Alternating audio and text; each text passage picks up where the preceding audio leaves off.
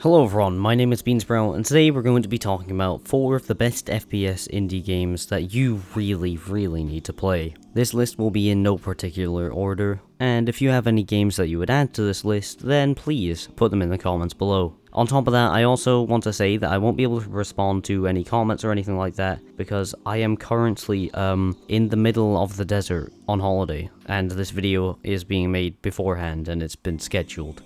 But anyway, let's get into the list.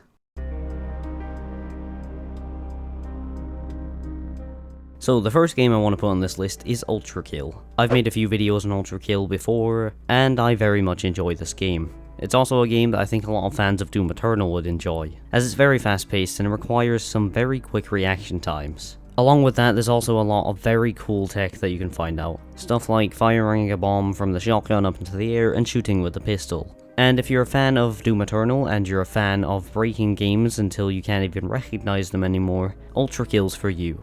And like most of the games on this list, it doesn't cost that much, so it's kind of a bargain.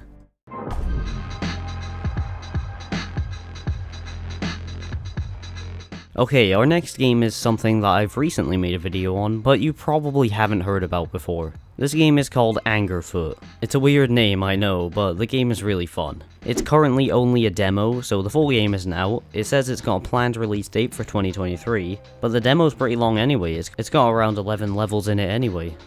11 levels, that's a tongue twister. But yeah, I highly recommend checking this one out, as it's quite the fun time in my opinion. And I personally am very excited to see what the game's like when it fully releases. And you know I'm going to make a video on that. 100% I'm making a video on that. Okay, now moving on.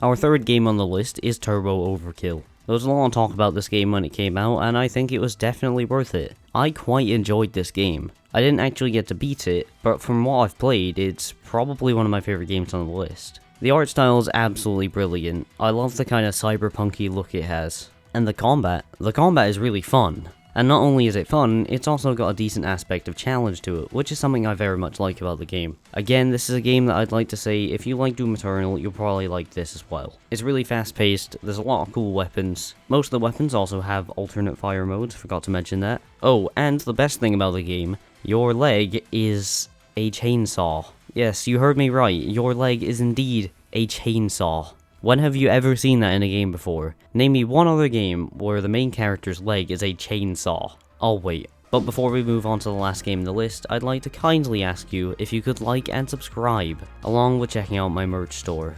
Link in the description, and the pinned comment. But yeah, anyway, on to the last game on the list.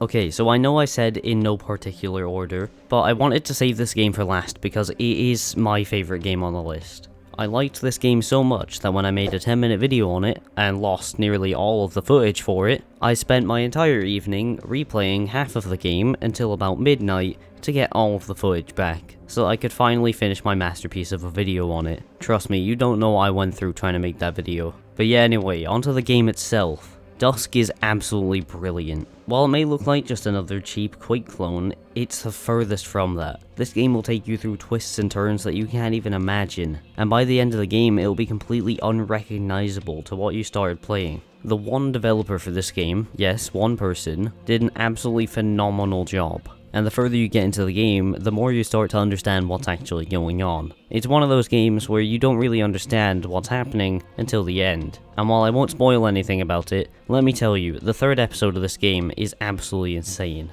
And even the later parts of the second episode have you questioning your sanity. By the time the credits were rolling, I was already putting my tinfoil hat on, along with getting my detective equipment out to try and figure out what just happened. Oh, and the gameplay is great as well. The game is really smooth and responsive, and out of all the games on this list, it probably feels the best to play. I also love the bunny hopping system, which is very easy to learn, and will have you flying around the arena in no time. But yeah, what did you think of this video? Is there any games that you'd add to this list? Tell me your recommendations down in the comments below.